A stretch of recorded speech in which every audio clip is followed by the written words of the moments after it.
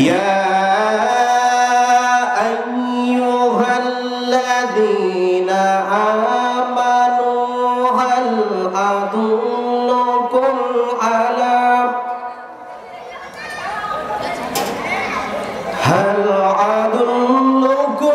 আলা তিজারাতিন তুনজিকুম মিন আযাবিন আলীম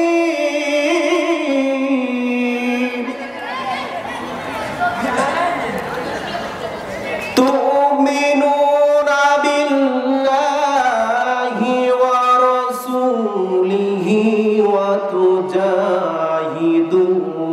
ফি সাবিলিল্লাহ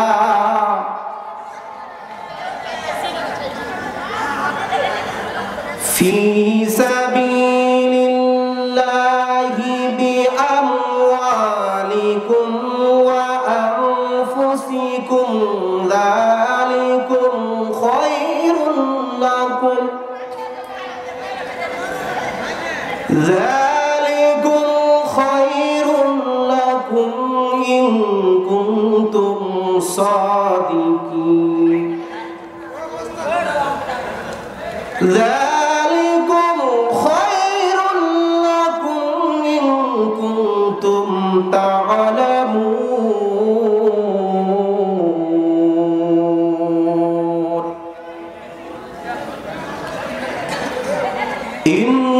ইন্নাল্লাহা ওয়া মালাইকাতাহু ইউসাল্লুনা আলান নাবী ইয়া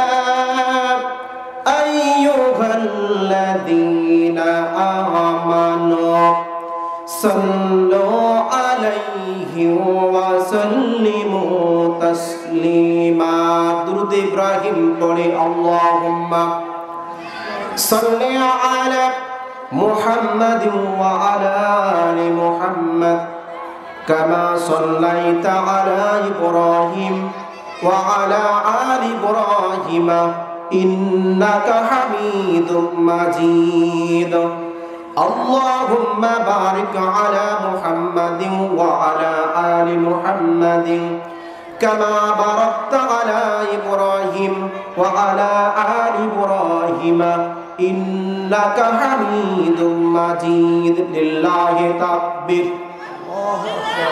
লিল্লাহি তাকবীর লিল্লাহি তাকবীর আল কোরআনের আলো আল হাদিসের আলো আমার নেতা তোমার নেতা বিশ্বনবী কোরআন আছে যেখানে কিন্তু এটা ভুল কথা ঠিক না এখানে কোরআনের কথা বলছি কিসের কথা অথচ দেখেন অনেকই মানুষ রাস্তায় হাঁটাহাঁটি করছে অথচ তাদের ইচ্ছাও হয় না এই কোরআনের ময়দানে বসার জন্য কথা বলে ঠিক কিনা তাই আপনাদের প্রতি রিকোয়েস্ট করছি ভাইরা যারা রাস্তায় এলোমেলো ভাবে ঘোরাফেরা করছেন মাহফিলের সৌন্দর্য নষ্ট করিয়েন না যেহেতু এসেছেন কোরআন এবং হাদিস থেকে কিছু কথা শোনার জন্য আপনারা দয়া করে এই মাহফিলের মধ্যে উপস্থিত হয়ে যান ওই যে ভাইরা যারা রাস্তায় দাঁড়িয়ে আছেন আল্লাহর কসম আল্লাহর ওসিলায় দিনের জন্য ভাই বসেন আপনারা রাস্তা দাঁড়িয়ে থেকে বসে পড়েন আর যারা দায়িত্বশীল যারা আছেন দয়া করে ভাইরা আপনারা এদিক সেদিক ঘোরাফেরা করিয়েন না আপনারা লোকজনকে রাস্তা দাঁড়িয়ে না থেকে আপনারা বসেন পদ্মা মেঘনা যমুনার তীরে কত ঢেউ চলে যায় আসে না তো ফিরে পদ্মা মেঘনা যমুনার তীরে কত ঢেউ চলে যায় আসে না তো ফিরে তেমনি আমি ওই হারিয়ে যাব তেমনি আমি ওই হারিয়ে যাব আসব না কভু ফিরে পদ্মা মেঘনা যমুনার তীরে কত ঢেউ চলে যায় আসে না তো ফিরে পদ্মা মেঘনা যমুনার তীরে কত ঢেউ চলে যায় আসে না তো ফিরে কত মায়া স্নেহ প্রীতি কত স্মৃতি গানে মুখরিত ছিল এই অঙ্গন কালের আবর্তে চিরবে না তো আমাদের প্রীতির এই বন্ধন কত মায়া স্নেহ প্রীতি কত স্মৃতি গানে মুখরিত ছিল এই অঙ্গন কালের আবর্তে চিরবে না তো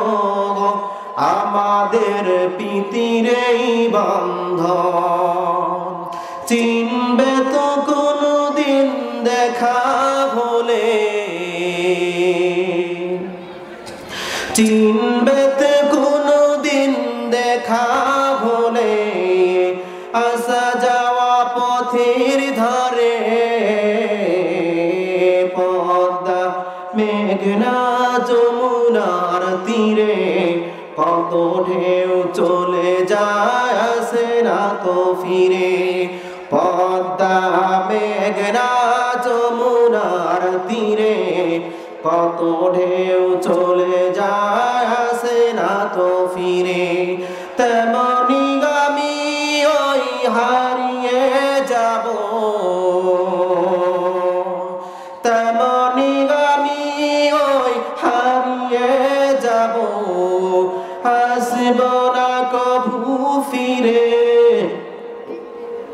পদ্মা মেঘনা যমুনার তীরে কত ঢেউ চলে যায় আসে না তো ফিরে ওই চাঁদ ওই তারা ওই আসমান সবই রবে আগের মতো থাকব না আমি শুধু ক্ষণিকের মিছে জীবন ওই চাঁদ ওই তারা ওই আসমান সবই রবে আগের মতো থাকব না আমি শুধু ক্ষণিকের মিছে জীবন তাই কান্নার বিরহের ঢেউ তুলে যায় তাই কান্নার বিরহের ঢেউ তুলে যায় আমার এই হৃদয় জুড়ে পদ্মা মেঘনা যমুনার তীরে কত ঢেউ চলে যায় আসে না তো ফিরে পদ্মা মেঘনা যমুনার তীরে কত ঢেউ চলে যায় আসে না তো ফিরে তেমনি আমি ওই হারিয়ে যাব তেমনি আমি ওই হারিয়ে যাব আসব না কভু ফিরে পদ্মা মেঘনা যমুনার তীরে কত ঢেউ চলে যায় আসে না তো ফিরে কালেমা পড়ে লা ইলাহা জোরে লা ইলাহা সুবহানাল্লাহ walhamdulillah la ilaha jare la ilaha la ilaha illallah muhammadur rasulullah sallallahu alaihi wasallam ঐতিহ্যবাহী চাঁপাইনবাবগঞ্জ জেলার শিবগঞ্জ উপজেলা বিনয়পুর ইউনিয়ন পরিষদ কালীগঞ্জ ইসমাইল বিশিষ্টলা আয়োজিত তৃতীয় বার্ষিকী একদিন ব্যাপী তাফসীরুল কুরআন মাহফিলে সম্মানিত সভাপতি সাহেব মাওলানা মোহাম্মদ ফেরদাউস, পেশ ইমাম কালীগঞ্জ ইসমাইল বিশিষ্টলা জামে মসজিদ। আল্লাহ তাআলা হুজুরের জন্য দোয়া করি, তাকে যাতে হায়াতে তাইবা দান করুক, সকলে বলে আমিন। উপস্থিত জননেতা জনাব আরজেদ আলী মেম্বার, প্রধান অতিথি 3 নম্বর ওয়ার্ড 8 নম্বর বিনোদপুর ইউনিয়ন পরিষদ, উপস্থিত আজকের মাহফিলের প্রধান আকর্ষণ, প্রধান আলোচক, সামনের ছোট ভাই ও বৃদ্ধ সমবয়সী যুবকেরা, পর্দার আড়ালের জনম দুঃখিনী মা ও ভগ্নীগণ, যন্ত্রের সাহায্যে যতদূরে আওয়াজ যাচ্ছে সকলকে আমার হৃদয় থেকে জানাই সালাম, আসসালামু আলাইকুম ওয়া রাহমাতুল্লাহ। সালামের যদি সাউন্ড এরকম হয়, রাত কি গভীর হয়েছে না? আমাদের ব্যাটারি চার্জ নাই, চার্জ নাই, সিদ্ধি খুব জি। সালাম দিলাম, সালামের জবাব উত্তর আসতে দিতে হবে না জোরে দিতে হবে? যুবকেরা কথা বলেন, জোরে না আসতে কথা বলেন। সালাম দেব, আওয়াজ জোরে করবেন, আসসালামু আলাইকুম ওয়া রাহমাতুল্লাহ।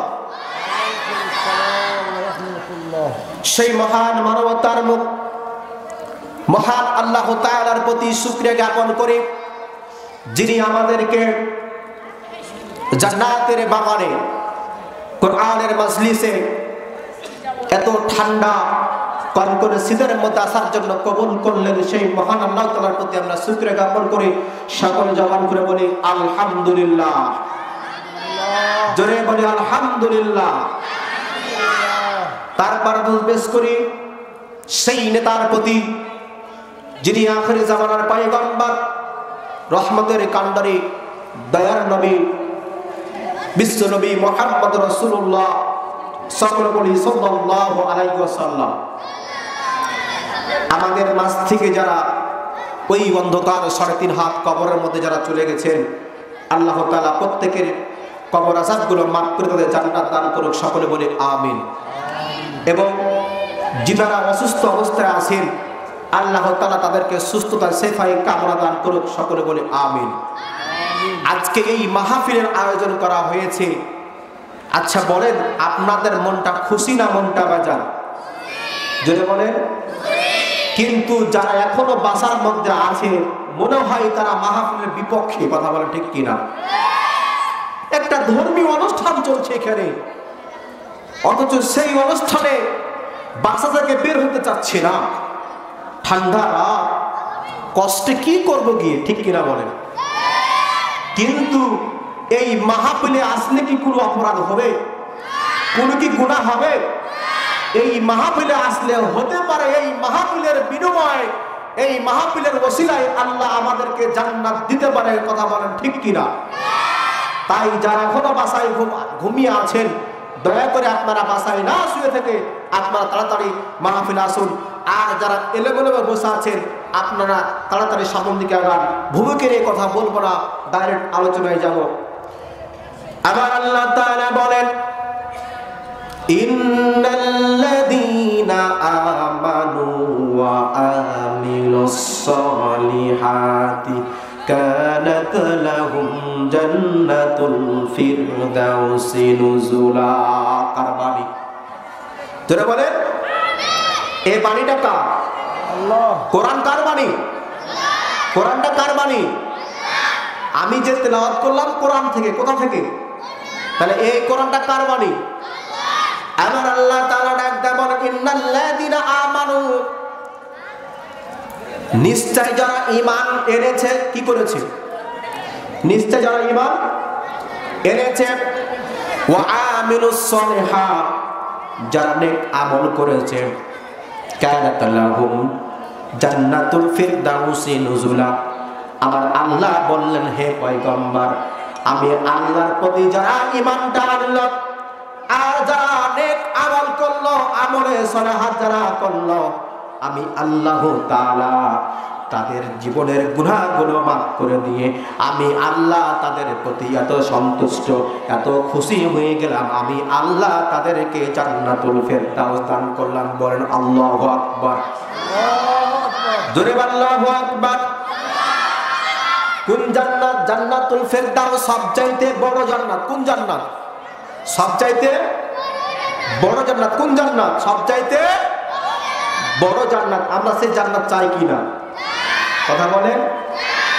আবার আল্লাহ তাআলা আজ 27 জানুয়ারি 2024 সাল মহান আল্লাহ তাআলা জিবরাইলকে ডাক দিয়ে বলেন, হে জিবরাইল, তুমি চলে যাও ওই বাংলার জমিনে যেখানে আমার কোরআনুল কারীমের আলোচনা করা হয়, সেখানে গিয়ে দেখো তো এত ঠান্ডা কনকনে শীতের রাত্রে আমার বান্দা বান্দি গুলো কষ্ট করে আরামের ঘুমকে হারাম করে দিয়ে তারা ওই শীতের মধ্যে কোরআনের কথা শুনছে।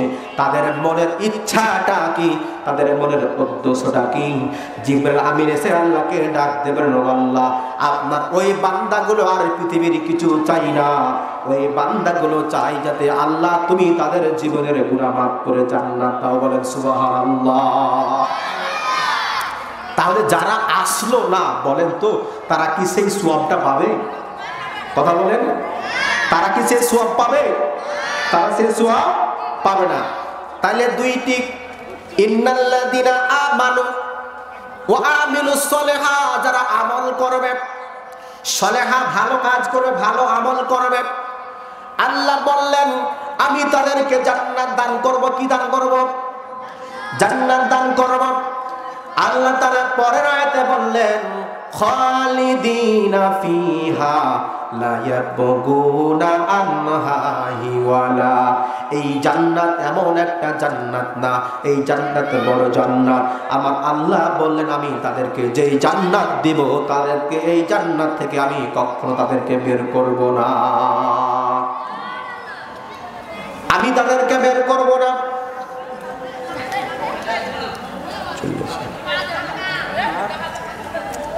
আমি তাদেরকে বের করব না।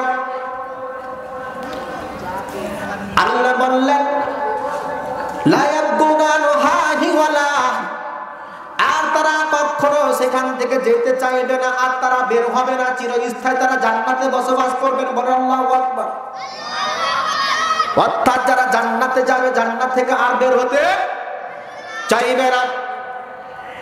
বিশ্বনবী মুহাম্মদ রাসূলুল্লাহ সাল্লাল্লাহু আলাইহি সাল্লামের সাহাবী, দেখতে কুসকুসে কালো চেহারা, রং কিন্তু খুব ভালো না।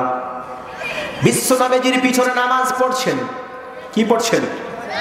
নামাজ পড়ছেন। সেই সাহাবীর পোশাকটা হলো ছিঁড়া, পরনে যেই পোশাকটা পরে আছে সেই লুঙ্গিটাও পর্যন্ত ছিঁড়া। সাহাবী নামাজ পড়লেন, নামাজ শেষ করলেন। বিশ্বনবী রাহমাতুল আলামিন ডাক দিয়ে বললেন, ও সাহাবী, তুমি নামাজ পড়ছো আমার পিছনে, তোমার পোশাক নাই, পোশাকটা পর্যন্ত ছিঁড়া।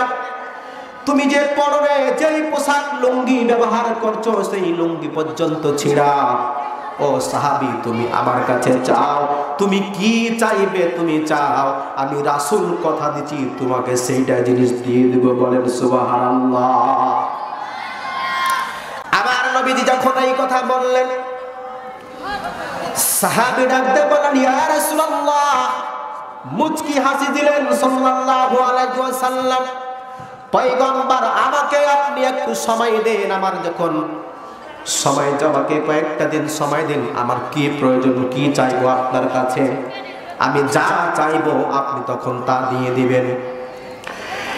কয়েকদিন সময় পার হয়ে গেল। বিশ্বনবী মুহাম্মদ রাসূলুল্লাহ সাল্লাল্লাহু আলাইহি ওয়াসাল্লাম, মায়ার নবীজি আবার সাহাবীকে যখন তিনি মসজিদের মধ্যে জুমার নামাজে খুতবা শুরু করলেন, ও সাহাবীরা, তোমরা যদি পূর্ণাঙ্গ ঈমান আনতে চাও তাহলে তোমরা শাদী করো, নিকাহ করো, অর্থাৎ বিয়ে করো। কি করো? বিয়ে করো। কি করো? যদি তোমরা পূর্ণাঙ্গ ঈমান আনতে চাও তাহলে তোমরা বিবাহ করো, অর্থাৎ যে বিয়ে করে সেই কি আর কখনো খারাপ হতে পারে? কথা বলেন, সেই খারাপ হতে পারে? খারাপ হতে পারে না। এইবার সাহাবী সাদ সালামি রাদিয়াল্লাহু তাআলা আনহু নামাজ শেষ করার পর বিশ্বনবীর দরবারে হাজির হয়ে গেলেন। ডাক দিয়ে বলেন, ইয়া রাসূলুল্লাহ, পয়গম্বর, আপনি তো বলেছিলেন গো নবীজি বিয়ে করার কথা বললেন। ইয়া রাসূলুল্লাহ, আপনি তো খুতবার মধ্যে বলেছেন আল্লাহ তাআলা যাদেরকে জান্নাত দান করবে তারা কালো থাকবে না, তারা বয়স্ক হবে না, বৃদ্ধ হবে না, তারা যুবক 25 থেকে 33 বছর বয়স পর্যন্ত এরকম তাদের বয়স হবে, আল্লাহ তাদেরকে জান্নাত দিবে। ইয়া রাসূলুল্লাহ, পয়গম্বর, আমি তো দেখতে কালো, আমার চেহারা তো খুব ভালো না, যার কারণে আমার বাবা নাই, আমার মা নাই, আমার বংশ পরিচয় নাই, আমার কোনো বাড়ি নাই, ঘর নাই। ইয়া রাসূলুল্লাহ, ওগো নবীজি, আমি কেমনে জান্নাত পাবো? আমার তো কেউ বিয়ে দিতে চাই না। ইয়া রাসূলুল্লাহ, আমি তো দেখতে কালো, এই মদিনার মধ্যে কোনো লোক তার মেয়ের সঙ্গে বিয়ে দিতে চাই না। ডাকতে বলেন, সাহাবী ঠিক আছে, তুমি আমার দিকে আসো। সাহাবী আসলেন, ডাকতে বললেন, বিশ্বনবী মুহাম্মদ রাসূলুল্লাহ সাল্লাল্লাহু আলাইহি সাল্লাম নিজ হাতে একখানা পত্র লিখলেন। কি লিখলেন? একখানা পত্র লিখলেন। কি লিখলেন? পত্র লিখলেন। এই পত্র লেখার পর সাহাবীকে ডাক দিয়ে বলেন, হে সাহাবী, তুমি চলে যাও। এই যে এখানে কথা বলছো, এই চল, এটা কি মাহফিল না? চুপ করে বসে থাকে, একটা কথা বলবেন না। আল্লাহর নবীর সাহাবী বিশ্বনবী যখন নিজ হাতে একটা চিঠি লিখে দিলেন তার কাছে, সাহাবীকে বললেন, চলে যাও, এই পত্রখানটা নিয়ে আমার আরেকজন সাহাবীর দরবারে হাজির হয়ে যাও। এই চিঠির মধ্যে কি লেখা আছে? এই সাহাবী সাদ সালামি রাদিয়াল্লাহু তাআলা আনহু চিঠিখানটা নিয়ে চলে গেলেন। আমার ভাইরা, আমি আপনাদেরকে এই জন্য বুঝাতে চাচ্ছি, আল্লাহ বলেন, ইন্নাল্লাযিনা আমানু ওয়া আমিলুস সলিহাত, তোমরা নেক আমল করো এবং ঈমান আনো আল্লাহর প্রতি। কার প্রতি? কিন্তু আমরা দুঃখজনক বিষয়, আমরা তো আল্লাহর প্রতি ঈমান আনতে পারিনি। ঈমান আনতে গেলে তো আগে আমাদেরকে মুসলমান হতে হবে। কথা বলেন ঠিক কি না? আমরা তো কালেমা পড়ে ঈমান আনিনি, আমরা ঈমানটা পেয়েছি। আমরা ঈমানটা কি করেছি? আমরা ঈমানটা পেয়েছি, আমরা ঈমান আনতে যাইনি। গেছি কোথায়? কি কোথায় ঈমান আনতে গেছি? আমরা ঈমান আনতে কোথাও যাইনি। মনে পড়ে গেল 14 বছরের একজন মহিলা যুবতী মেয়ে। কত বছর বয়স? কথা বলেন। 14 বছরের বয়স একজন মহিলা। বাবা হলো ব্রাহ্মণ, মা হলো ব্রাহ্মণ, বংশ সবাই হলো ব্রাহ্মণ।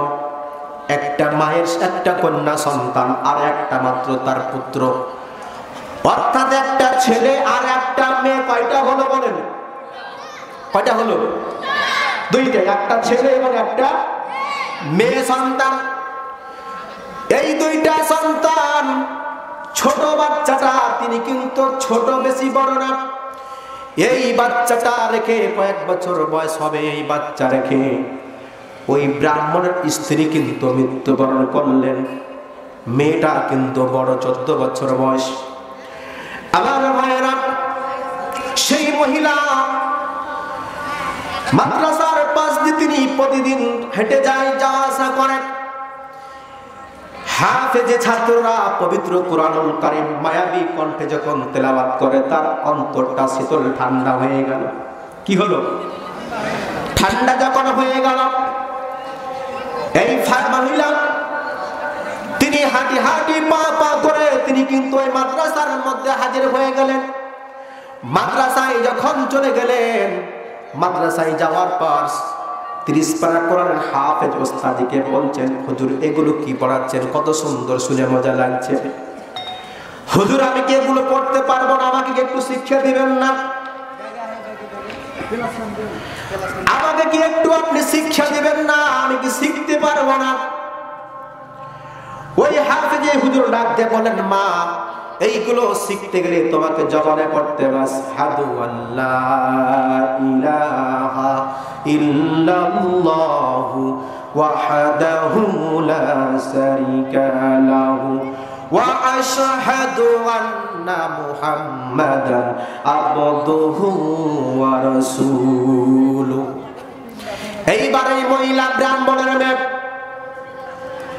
কিভাবে ইমানটা আনলেন আর আমাদের ইমান কেমন, এই পার্থক্য দিচ্ছি এই দুনিয়ার সাহাবীদের কথা না। এই মহিলা কালেমা পড়ে যখন মুসলমান হয়ে গেলেন, প্রতিদিন মসজিদের প্রতিদিন মাদ্রাসায় সেই মেয়েটা কোরআনুল কারীম শিক্ষা গ্রহণ করতে যায়। ওই মহিলা ব্রাহ্মণ, তার নাম পরিবর্তন করতে হবে। হাফিজ হুজুর বললেন, ও মা আজকে তোমার নাম রাখলাম ফাতিমা। বিশ্ব নবীজির মেয়ের নাম ছিল ফাতিমা, তোমার নাম রাখলাম ফাতিমা। কি নাম? কথা বলেন। ফাতিমা নাম রাখলাম তোমার। কিন্তু মা তুমি তো ব্রাহ্মণ ঘরে জন্মগ্রহণ করেছো, তুমি যদি এই কোরআনুল কারীমের কথা সবাইকে যদি বলো, তোমার বাসায় যদি দেখে নাই তোমাকে তো হত্যা করবে, তোমাকে সে বাঁচিয়ে রাখবে না। ও মা তুমি গোপনে গোপনে আল্লাহর কোরআন তেলাওয়াত করো, মুসলমান হয়েছো, নামাজ পড়বে, কিন্তু এই নামাজটা প্রকাশ্যে আদায় করিও না। রুমের মধ্যে দরজা বন্ধ করে তুমি নামাজটা পড়িও, যাতে তোমার আব্বা জান, তোমার বংশের কেউ যাতে কোনো টের না পায়। কারণ যদি তোমার বংশের কেউ টের পেয়ে না, যদি জেনে নাই, তাহলে তোমাকে মারবে, হত্যা করবে। কি করবে? হত্যা করবে। এইবার মহিলা প্রতিদিন নামাজ আদায় করলেন। নামাজ আদায় করার পর মাগরিবের পর এই মহিলা কিন্তু পবিত্র কোরআনুল কারীমের 30 পারা কোরআনের হাফেজ হয়েছে। বলেন আল্লাহু আকবার। কয় পারা? আমরা কয় পারা আছি বলেন তো? আছে আমাদের ভিতরে কিছু? আমাদের ভিতরে আছে কিছু, আছে সূরাতুল ফাতিহা তাও শুদ্ধ হবে না। কথা বলেন ঠিক কিনা? কিন্তু সেই মহিলা হিন্দু ব্রাহ্মণ ঘরে জন্মগ্রহণ, তাও পড়লেন 30 পারা এই কলবের ভিতরে। কয় পারা? 30 পারা তেলাওয়াত। মাগরিবের নামাজ পড়লেন, পবিত্র কোরআনুল কারীম খুললেন, খোলার পরে সুন্দর করে পড়লেন, আউযু বিল্লাহি মিনাশ শাইতানির রাজিম, বিসমিল্লাহির রহমানির রহিম, ওয়াদ-দুহা ওয়াল-লাইলি ইযা সাজা, মা ওয়াদ্দা'আকা রাব্বুকা ওয়া মা ক্বালা, ওয়ালাল-আখিরাতু খায়রুন লাকা মিনাল উলা, ওয়ালাসাউফা ইউতিকা রাব্বুকা ফাতারদা, আলাম ইয়াজিদকা ইয়াতীমান ফাআওয়া, ওয়া ওয়াজাদাকা দাল্লান ফাহাদা, ওয়া ওয়াজাদাকা আ'ilan fa'aghnā, فأما اليتيم فلا تقهر، وأما السائل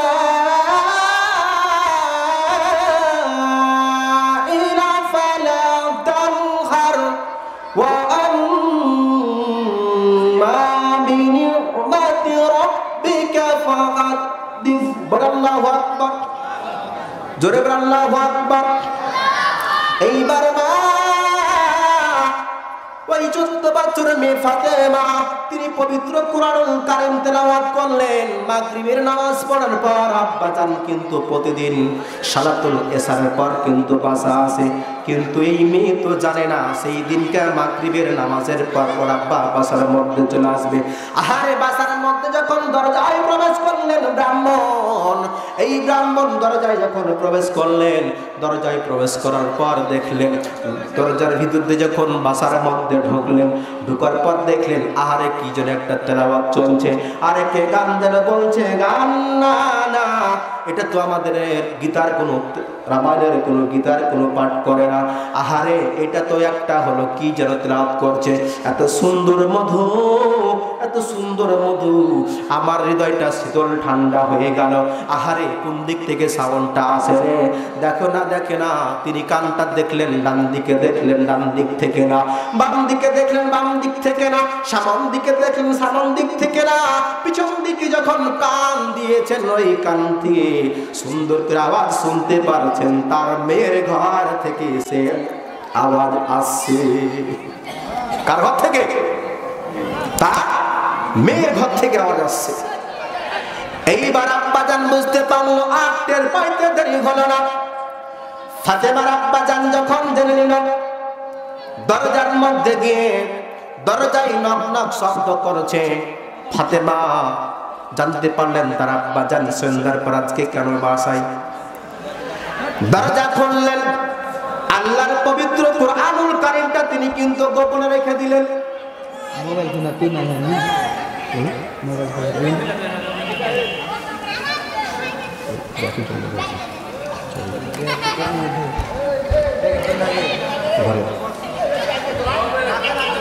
মিনি পদ্মার প্রজেক্টের কাজ চলছে, আপনারা ব্যস্ত হবেন না।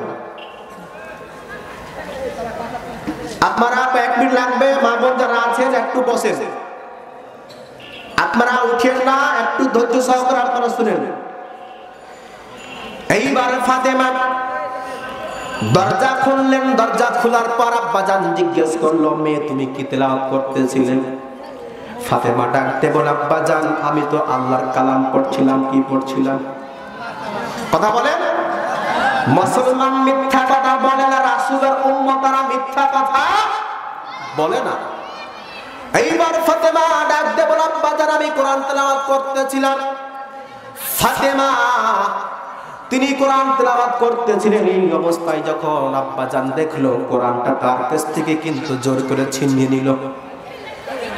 ফাতেমার আব্বাজান যখন কোরআনটা ছিনিয়ে নিল, ফাতেমা ডাকতে বলে, আব্বাজান আপনি আমার কাছ থেকে কোরআন নিয়েছেন, কিন্তু মহান আল্লাহ তাআলা আমার এই অন্তরের মধ্যে, আমার এই কলিজার ভিতরে যেই 30 পারা কোরআন দিয়েছে, আব্বা আপনি সেই কোরআন কখনো ছিনিয়ে নিতে পারবেন না। বলে আল্লাহু আকবার। সেই কোরআন ছিনিয়ে নিতে পারবেন না। এইবার মেয়েকে আব্বাজান রাগান্বিত হয়ে গেল। ফাতেমা যখন এই কথা বললেন, সঙ্গে সঙ্গে আব্বাজান ডাক দিয়ে বলে, মেরে তোমাকে আমি জন্ম দিয়েছি রে মেয়ে, তোমাকে আমি জন্ম দিয়েছি, আমি তোমার আব্বাজান, তুমি আমার সঙ্গে চ্যালেঞ্জ করলে রে মেয়ে। তুমি শুনে নাও, আমি কসম করে বললাম, যতক্ষণ পর্যন্ত তোমাকে চিতায় পুড়িয়ে না মারব, ততক্ষণ পর্যন্ত আমি 1 গ্লাস পানিও পান করব না। কয় গ্লাস? 1 গ্লাস পানিও পান করব না। আমরা শুনতে চাই কিনা কিভাবে উনি মৃত্যুবরণ করেন, আর চিতায় কিভাবে আগুন ধরে, আমরা শুনতে চাই কিনা বলেন? চাই। যারা এলে বলে বাবা আছেন, আর একটু কালেমা পড়ে রাখবে বসুন তো, সামনে গান, এই মোবাইলে কথা বলি না, সামনে গান, কালেমা পড়ে লা ইলাহা, জোরে লা ইলাহা সুবহানাল্লাহ আলহামদুলিল্লাহ লা ইলাহা, জোরে লা ইলাহা, লা ইলাহা ইল্লাল্লাহু মুহাম্মাদুর রাসূলুল্লাহ। বলি সাল্লাল্লাহু আলাইহি ওয়াসাল্লাম।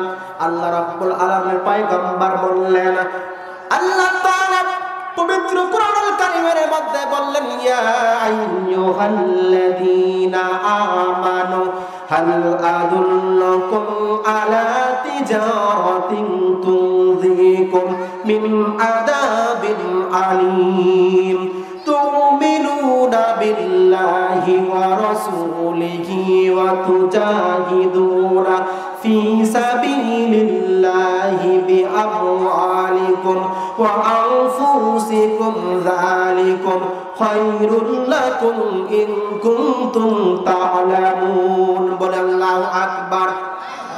আমার আল্লাহ তাআলা ডাক দিয়ে বললেন, ও নবী, নবী গো, আমি কি তোমাদেরকে বলবো না, ইয়া আইয়ুহাল্লাযিনা আমানু হাল আদুল্লুকুম, হে ঈমানদার গোনেরা। আল্লাহ তাআলা ডাক দিয়ে বলছেন, হে ঈমানদার গোনেরা, আমি কি তোমাদেরকে বলবো না এক বাণিজ্যের কথা, আমি কি তোমাদেরকে বলবো না এক বিজনেসের কথা, আমি কি তোমাদেরকে বলবো না এক ব্যবসার কথা, যেই ব্যবসা করলে, যেই বিজনেস করলে ওয়ামিন আযাবিন আলীম, আমি আল্লাহ তোমাদের কঠিন আযাব থেকে মুক্ত দিয়ে দিব। বলেন সুবহানাল্লাহ। আল্লাহ ব্যবসার কথা বলছেন, কিসের কথা জোরে বলেন?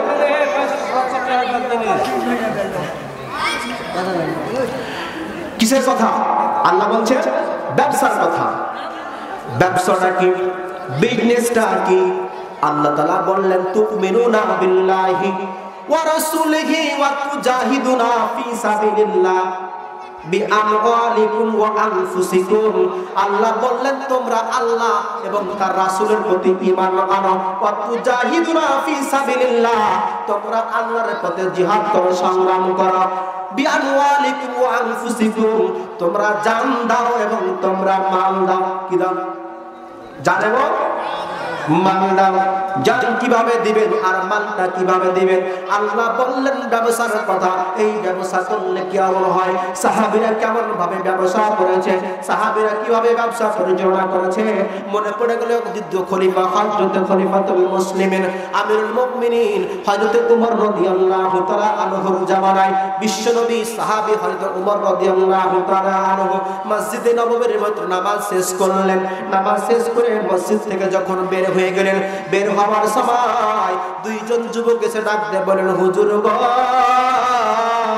ইয়া ও নবীজির সাহাবী, ওর পয়গম্বরের সাহাবী আমিরুল মুমিনিন, আমার আব্বাকে একজন হত্যা করেছে, আমার আব্বাকে একজন হত্যা করেছে। বলেন তো কি করেছে? আমার আব্বাকে হত্যা করেছে। এইবার ওমর রাদিয়াল্লাহু তাআলা ডাক দিয়ে বলেন, হে যুবক, তোমার আব্বাকে কে হত্যা করেছে? এর কোনো প্রমাণ আছে কিনা? এর কোনো সাক্ষী আছে কিনা? উমর রাদিয়াল্লাহু তাআলা যখন এই কথা বললেন, ওই যুবক দুই ভাই ডাক দিয়ে বললেন, ও নবীজির সাহাবী আমিরুল মুমিনিন, আমার আব্বাকে হত্যা করেছে। কে হত্যা করেছে সেটাও জানি এবং তার সাক্ষী আছে। তার সাক্ষী আছে। উমর রাদিয়াল্লাহু তাআলা বললেন, ঠিক আছে, তোমার আব্বাকে কাফলা পড়া অবস্থায় আদালতে হাজির করো। আর উমর রাদিয়াল্লাহু তাআলা আনহু পুলিশ পাঠিয়ে দিলেন। পুলিশকে বললেন, যাও, যে কিশোর তার আব্বাকে হত্যা করেছে সেই কিশোরকে তোমরা ধরে নিয়ে আসো। এইবার চলে গেলেন কিশোরকে ধরার জন্য। এইবার কিশোরকে যখন ধরে নিয়ে চলে আসলেন, আমিরুল মুমিনিন হয়তো উমর রাদিয়াল্লাহু তাআলা আনহু সিংহাসনের মধ্যে বসে আছেন, ডান দিকে কিন্তু ওই দুই যুবক দাঁড়ানো অবস্থায় আছে, যার আব্বাকে হত্যা করা হয়েছে, কাঠগড়ার মধ্যে দাঁড়িয়ে আছে। অপর প্রান্তে যেই যুবকটা কিশোর, ওই যুবকের আব্বাকে হত্যা করেছে, সেই কিন্তু দাঁড়িয়ে আছে। এবার আমিরুল মুমিনিন হযরত উমর ফারুক রাদিয়াল্লাহু তাআলা আনহু ডাক দিয়ে বলেন, যুবক রে, তুমি কি ওই যুবক, তুমি কি এই যে ব্যক্তি শুয়ে আছে কাফন পরা অবস্থায়, এই যিনি শুয়ে আছে, বলো তো তুমি তাকে কি হত্যা করেছো? তুমি কি ওই যুবকের আব্বাকে তুমি কি হত্যা করেছো? সাহাবী উমর রাদিয়াল্লাহু তাআলা আনহু যখন এই কথা বললেন, বলার সঙ্গে সঙ্গে যুবক ডাক দিয়ে বললেন, ও নবীজির সাহাবী, আমি সত্য কথাই বলছি, ওয়াল্লাহি আল্লাহর কসম, আমি ওই যুবকের আব্বাকে আমি হত্যা করেছি। যুবকের আব্বাকে হত্যা করেছি। ওমর ডাক দিয়ে বললেন, যুবক রে, তুমি তোমার আব্বাকে হত্যা করেছো। তুমি যে তার আব্বাকে হত্যা করেছো, কেন তুমি হত্যা করেছো? তুমি তো মিথ্যা কথা বলতে পারতে। কিন্তু ওমর রাদিয়াল্লাহু তাআলা যখন এই কথা বললেন, যুবক চোখের পানি ছেড়ে ডাক দিয়ে বলল, আমিরুল মুমিনিন, মুমিনিন, আমি আজকে মিথ্যা কথা বলে আপনার কাঠগড়া থেকে বেরিয়ে যাব, কিন্তু নবীজির সাহাবী আল্লাহ রাব্বুল আলামিন কিয়ামতের ময়দানে যেই দিন আমাকে প্রশ্ন করবে, ওরে যুবক রে, তুমি হত্যা করার পর তুমি তাকে কিন্তু মিথ্যা কথা বলেছ। ওগো নবীজির সাহাবী, সেই দিন তো আল্লাহ আমার প্রতি কহার হয়ে যাবে, সেই দিন তো আল্লাহ আমার প্রতি রাগান্বিত হয়ে যাবে, সেই দিন তো আমি আল্লাহর দরবার থেকে ছাড় পাবো না, মুক্তি আমি পাবো না। ওগো নবীজির সাহাবী, না না, আমি সত্যি বললাম, আমি ওই যুবকের আব্বাকে হত্যা করেছি, কিন্তু হত্যার মধ্যে আমার কারণ আছে। কি আছে? হত্যার ভিতরে কারণ আছে।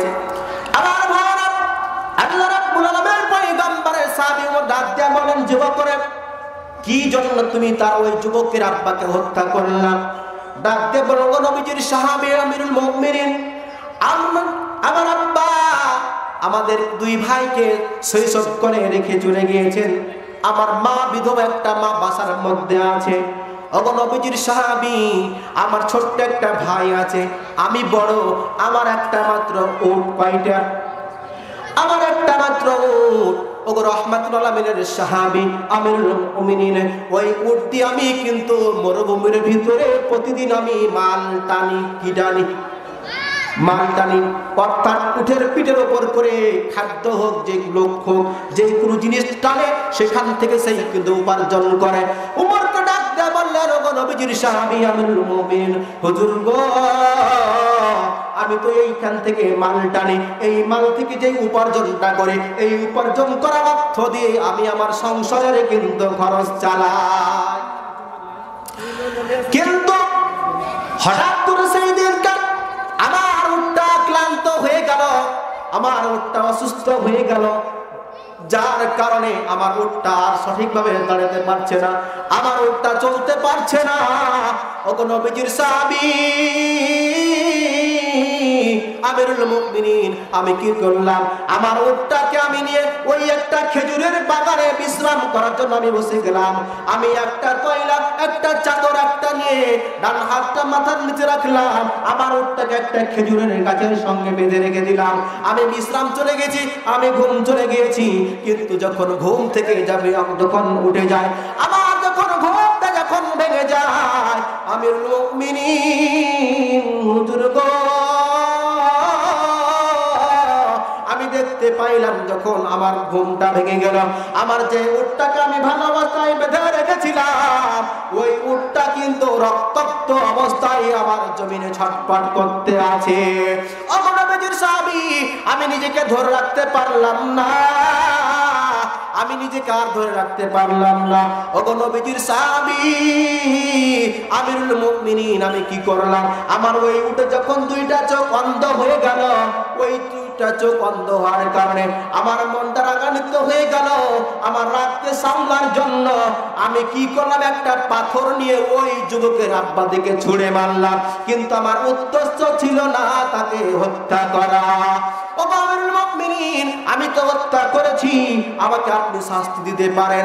উমর রাদিয়াল্লাহু তাআলা আনহু ডাক দিয়ে বললেন, ও সাহাবী, উমর বললেন, যুবক রে, তোমাকে তখন মৃত্যুদণ্ড হবে, মৃত্যুদণ্ড তোমার কার্যকর করা হবে।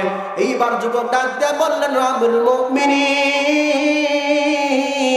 আমি কিন্তু একটা, আমার শর্ত আছে, আপনি আমাকে ফাঁসি দিবেন দেন, কিন্তু আমার একটা শর্ত আছে। কি শর্ত? উমর ডাক দিয়ে বললেন, ও যুবক, তোমার কি শর্ত আছে?